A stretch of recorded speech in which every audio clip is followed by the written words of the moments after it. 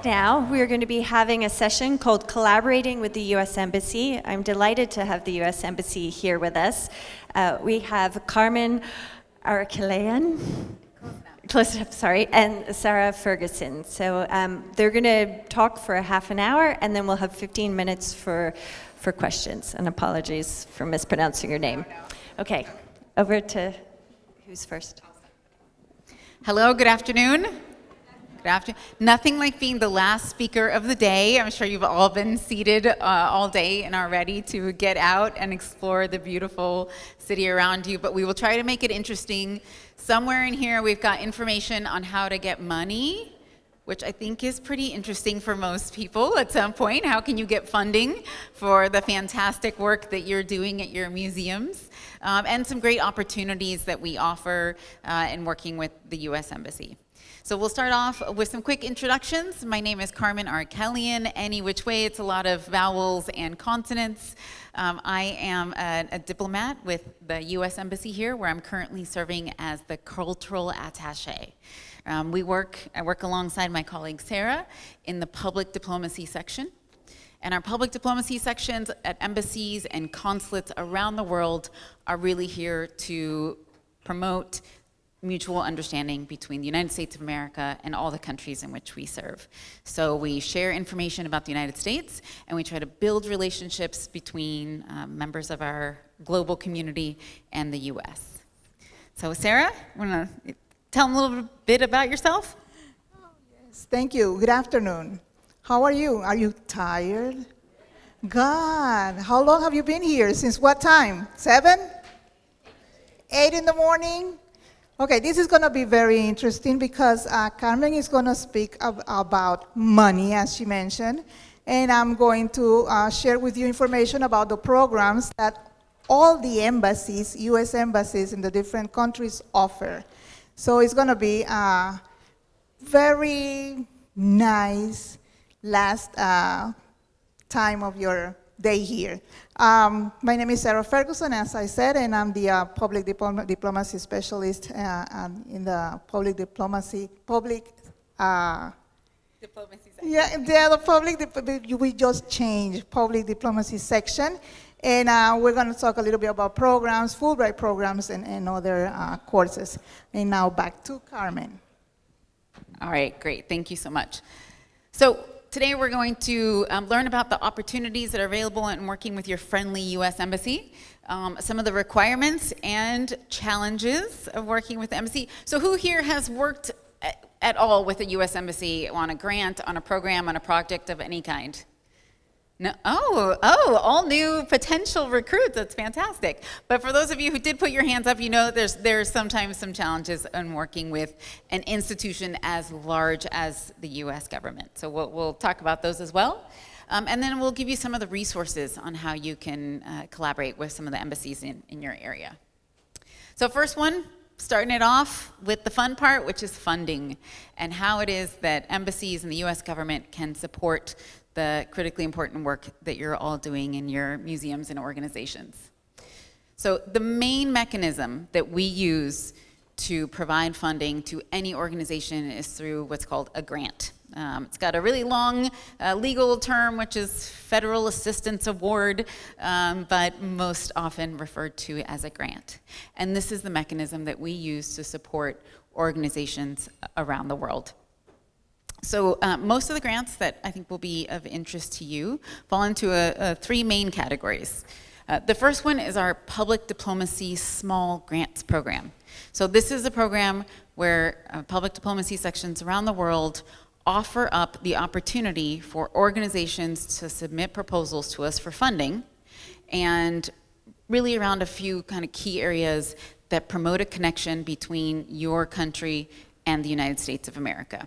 So every embassy at some point has them. We may not have them available all the time, but usually speaking, we'll open it up, we'll make the announcement. I'll talk a little bit more about that going forward, and open it up for organizing LGBTQI plus rights or countering disinformation. So a lot of times we will identify an area where we want to work with another organization in another country, and we will ask for proposals sort of within that theme. And we've got some great examples here. The first one that I'll throw out is from here in Panama, and that's with the Biomuseo. Were you all able to visit the Biomuseo yet? Yes?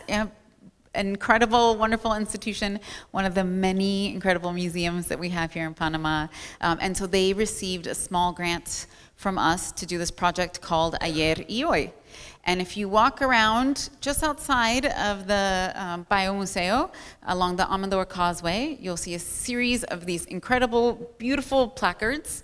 And these are historical placards that share the story of the US-Panama relationship and that area through the lens of Americans and Panamanians who sort of talk about that venue and that site. And it's been expanded to Ciudad de Saber and shortly coming to Colón. So we've worked with them to sort of tell that mutual story of the relationship between the US and Panama in a way that everyone can enjoy. Another grant program that may be of interest to you all is the Ambassadors Fund for Cultural Preservation. One of the cool things about this grant is that while the other ones require a really strong US connection, so we're looking to find that kind of tie between the United States, this one does not require a US connection. This is truly a program that is all about empowering and enabling organizations to support your cultural heritage through myriad ways. That's also done through a grant, but it can really come in all shapes and sizes. I listed here from La República Dominicana some of the grants that we have done of the AFCP program that range from preserving, restoring the altars to digitally processing photographs to helping museums catalog and digitize and preserve. So lots of opportunities for museums to use that resource. So next, of course, grants requirements. I talked about some of the challenges that are working with the US government and receiving funding, and most of that comes in the form of process and the things that we require. The US government gives us very, very little amounts of funding, and it all comes with pretty strict regulations on how we use it. Lots of paperwork. We certainly hope that in the end it's worth all of that, but it does require some processes and due diligence. So the number one thing to remember is that it's done through a competitive process. Usually we list what's called a notice of funding opportunity. That's where we publicly announce that, okay, we've got $50,000, we're looking for an organization to help make placards to share the story between X country and the United States. And we open it up. We have about a 3-week period where we collect proposals from organizations that meet the requirements. Then, and those organizations must be registered nonprofits. That can be, of course, in the form of museums, NGOs, higher education institutes, even sometimes government organizations, but they cannot be for-profit institutions. It also requires the dreaded sam.gov registration. This, where their little computer is probably the worst part. This is the part where people turn around and say, oh my God, is this worth it? Vale la pena or no? Because it's really complicated and takes a long time, but encourage you to stick it out. And one of my recommendations, if there's anything that you take away today, is to, if you're even thinking about one day applying for federal assistance for a grant from the United States government, start registering in sam.gov. It's a pretty long, detailed process, and it's required, but it opens the door to grants and funding opportunities, not just from your local embassy, but from all US government organizations. So brings us to my number 2 recommendation is this website right here, grants.gov. This is where legally we are required to post all of the funding opportunities available by the United States government. And I think you'd be really surprised to find out, the Department of Education, the Department of Agriculture, we're a really large institution and the federal government, and there are oftentimes awards available that may apply to your organization. So log on to that website, and then you can set it up so that you receive notifications if there's a grant opportunity that you can apply for. But of course, make sure you register on sam.gov. Another requirement is that all of the proposals and the forms must be in English, as well as all of the reports. So depending on the country, that can sometimes be challenging because we don't always have a deep pool of English speakers, but that is one of the requirements for it. And then finally, it's really important that we have clear goals, that they're measurable impacts, and that we have a clear stated purpose for the project that we're funding. Great. So talked a little bit about those challenges. English language requirement. We do have limited funds, and they're tied to a fiscal year, and they are tied to a budget that comes from our Congress, which is tied to an election cycle. So all of those things mean that some years and sometimes we have money to offer, and then sometimes we have none. So that we are also balancing our own budget. We also do have some restrictions on how the money can be spent. Very limited amount of funding can go towards food, restrict the amount that can go towards travel. We really want to make sure that it's being invested in capacity building and training, or whatever it is that the program objectives are. Our program processes and the payment processes can also require some forms and some reporting, so can be a little bit cumbersome. And our programs do have to be free and accessible to the public. So there are some areas where there can be charges associated, but generally speaking, our programs need to be free. So I know as institutions that are not for profit, but you still need money to operate your museums, that can be challenging. So a good happy medium that we found here is you can work on, let's say, I think for the Mayo Museo, they're right now working on an exhibit that will be in that free and open part of the museum. So you still need to pay to go to the rest of the museum, but they have an sort of an entryway that's accessible, and people don't need to pay to see that part. And that's where our exhibit is going to be located. Oh, let's see. Limited embassy staffing and time-consuming processes. There's only so many of us in each embassy, so while we would love to fund every project proposal that we get, unfortunately, we're not always able to. I would say on average, we get about 20 to 30 unsolicited proposals and invitations a week, so it's just a large amount to go through, and we're not able to always address all of them. All right, and now exchange program opportunities. I'm going to turn it over to Sarah to talk about some of our programs. Thank you, Carmen. I'm going to, the next. Okay. Yes, I'm going to talk, do we by any chance have a Fulbright alumna? Oh, yes? Great. What program? Fulbright Las Pau, great. That's faculty development. Excellent. Master degree? PhD. Master degree. Oh, okay. So if you have any question about Fulbright Las Pau, at the end of the session, you can stop at the table and ask questions. But no, we're going to have a couple of minutes to respond to your questions. Here we have Arts and Voice. Arts and Voice is based on U.S. artists and art professionals. Is a program for artists in cultural exchange and programs, and shares the best of the U.S. arts community with the world to foster cross-cultural understanding and collaboration.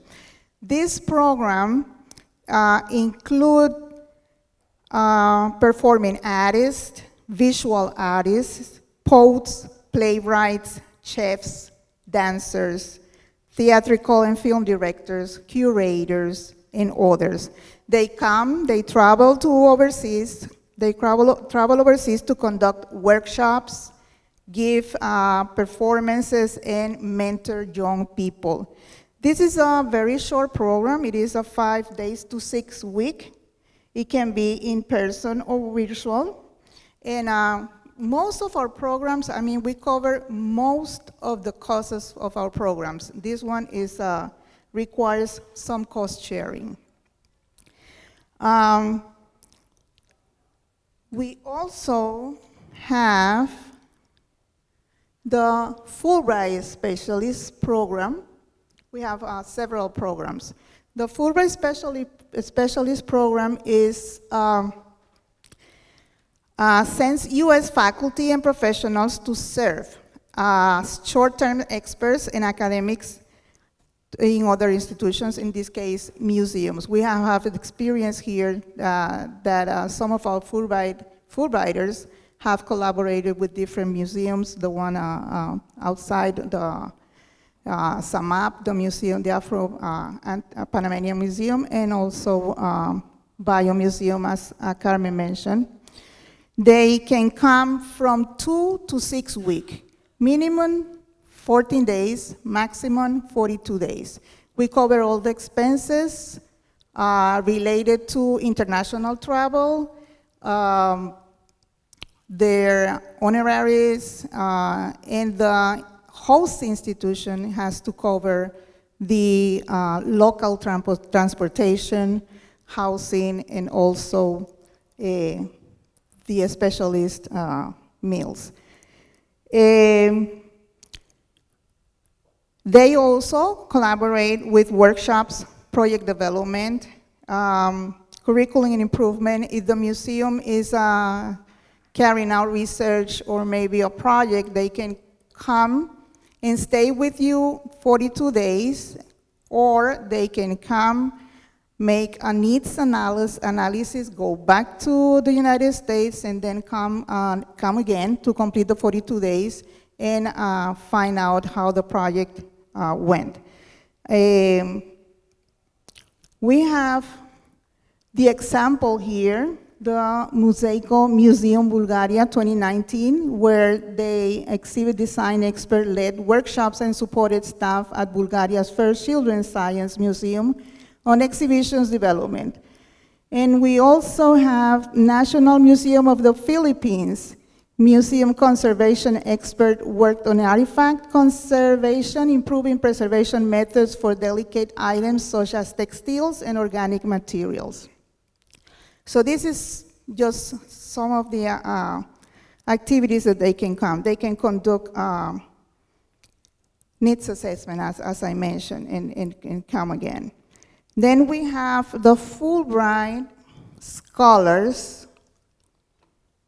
The Fulbright Scholars are also can be academic, professionals, artists, researchers, and they can stay for 10 months. And the difference between the Fulbright Specialist and the Fulbright Scholar is that the Fulbright Specialist is a very short program, more, as I mentioned, 2 to 6 weeks, and the Fulbright Scholar can stay at the host institution or with the host institution for 10 months. And in this case, the State Department covers everything for the Fulbright Scholar. We had a Fulbright Scholar here supporting the University of Panama, but at the same time, he also supported the museum, the Museo Frontillano de Panama. He wrote a book which motivates kids to visit the museums. And the book is Ruby Visita el Museo Frontillano. He wrote it with Professor Melba, who is also part of this Congress. For Fulbright scholars, museology is a preferred area of specialization for scholars to teach and conduct research in. Additionally, scholars may advise on curriculum and program development, as well as conduct faculty development workshops. We also have the U.S. student program, and as we mentioned before, we had students at the Biomuseum. She organized different activities with kids, workshops for teenagers, and also for adults, and it was, I think her topic was on algae. We have different Fulbright scholarships as, to study master degree and also the PhD degree. These are fully funded by the State Department. And this is one of the Fulbright programs is what we mentioned earlier, the Fulbright Faculty Development. And we also have the Fulbright Foreign Student Program and the Fulbright Hubert Humphrey. The Fulbright Hubert Humphrey is the only program that is for professionals. The other ones are 2-year programs or 4 years, depending if it's a master's degree or a PhD degree. But the Fulbright Hubert Humphrey is only 10 months. And this is a program that is not going to give you a master's degree certificate, but it's more to specialize or to create a network when you go to the United States. Let's say that is staff from the museum go to the United States and have the opportunity to meet their counterparts over there and start projects with them. So when you come back to your countries, you can keep on working on those projects. The advantages of participating in one of our Fulbright scholarships is that throughout the year, we usually open the opportunities for grants to develop projects in your countries. We also have the Community Solutions Program, which is a 1-year program. It is a 1-year program, but includes 4-month fellowship in the United States. This is a leadership development program for established community leaders working to improve their communities by addressing issues related to democracy and human rights, the environment, peace and conflict resolution, women and gender. The program includes 4-month fellowship. And fellows also participate in the Community Leadership Institute, which provides leadership training and networking opportunities.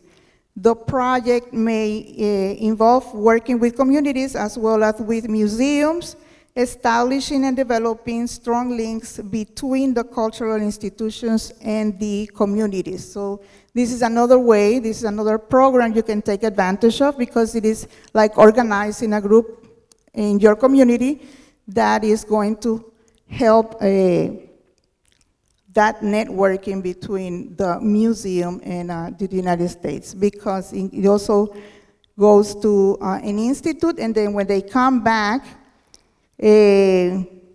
while in the United States, with the support of the U.S. host organization, Community Solutions Fellows design and plan a community development initiative or project to carry out after they return home. So when they come back, they can continue developing a project. And international visitors leadership, that I'm gonna leave it to Carmen, because this is a program that only the embassy nominates. And the Young Leaders of the America Initiative is also a 4-week entrepreneurship fellowship. And actually, it involves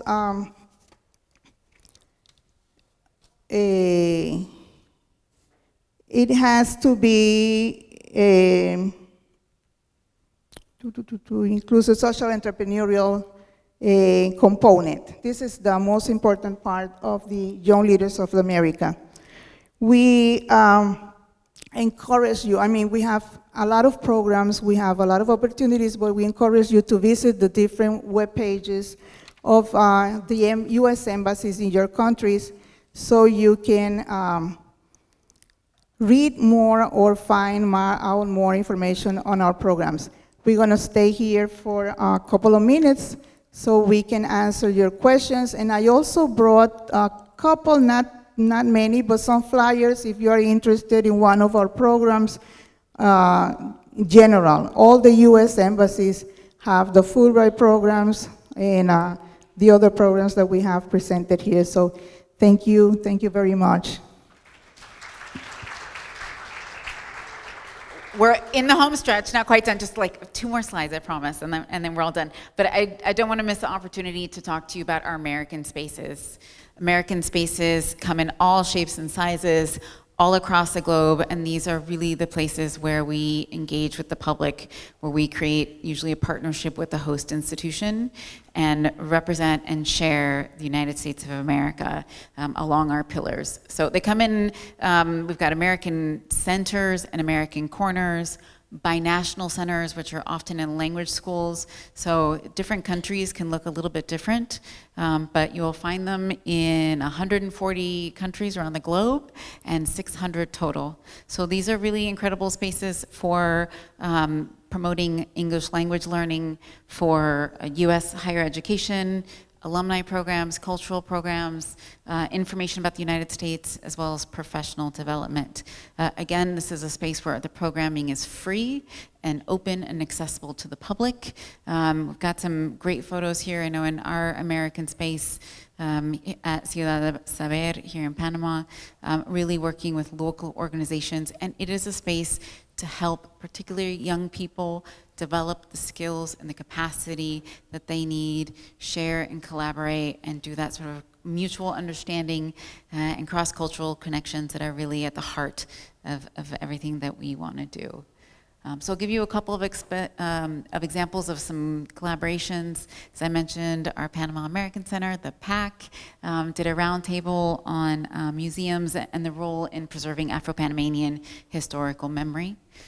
We also have an example here from Kazakhstan, where there was a felting exhibition happening, and at the same time the museum hosted the felter that came from the US, and she created an exhibition inside the museum, but also then gave classes and workshops at the American space there. So some really great opportunities to kind of leverage the events that are happening, your institutions as museums, as well as the American space, kind of tap into that young audience. So with that, I know we're getting close on time, so we'll just give another big plug to check out the website at your local embassy. We've standardized them so they all look about the same and offer the same information, which does mean it's easy to access and find. But there you will really find all what your country's specific programs are, grant opportunities, as well as the exchange programs that Sarah talked about. Please follow us on our social media sites. It's also a great place for information. And just encourage you to give it a try. As you're in your roles in museums, you have like a pretty unique perspective and ability to reach young people. So we really ask that you help us also spread the word.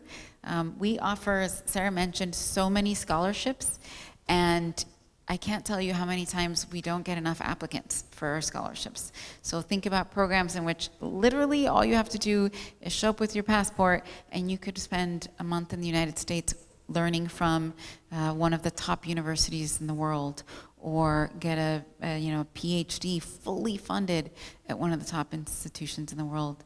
So it's critical that we have everyone applies who even is remotely interested, because we really want to make sure that the people that we send to the United States represent the breadth of the host country, and make sure that Americans have the wonderful opportunity of meeting colleagues and meeting people from all over the globe, all shapes and sizes and walks of life, and that people get a chance to meet Americans from the United States and also learn about our own culture, our own educational environments, and all that we have to offer. At the end of the day, it really comes to the heart of why we exist. I mentioned that phrase, mutual understanding, and that was really started by Senator Fulbright after the end of World War II, with the simple idea that if we know each other, we better understand another perspective, and then the world becomes a more peaceful place. And it's a really simple theory and ethos, but we have found it to be incredibly successful. It's by far, I think, the coolest job in the US government. Yeah, no question. Sarah and I have the coolest jobs in the US government. We get to help support that phenomenal mutual understanding that makes us all better people. So with that, happy to turn it over and answer any questions about working with the U.S. government. But thank you so much for this opportunity and your time.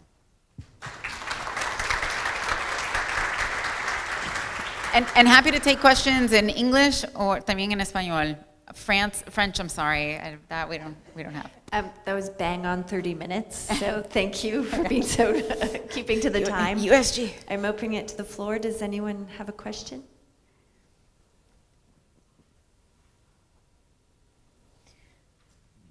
Nothing about processes, or perhaps if you don't have a U.S. embassy in your country, what about U.S. consul generals? Can you still apply? Yeah, absolutely. So you can apply through consulate, and the consulate is sort of usually managed by an embassy in a neighboring location or a neighboring country. So if we don't happen to have an embassy there, then the consulate also will work with. But it's essentially the same thing, and every country is covered by a consulate or an embassy at some point. Well, it's the end of the day, so we'll set you free. As Sarah mentioned, we do have some flyers, but the World Wide Web has all the details, all the information that you need. Please go help us spend our money wisely on your wonderful museums. All right, thank you so much. Thank you for this opportunity. Have a wonderful evening. Thank you so much.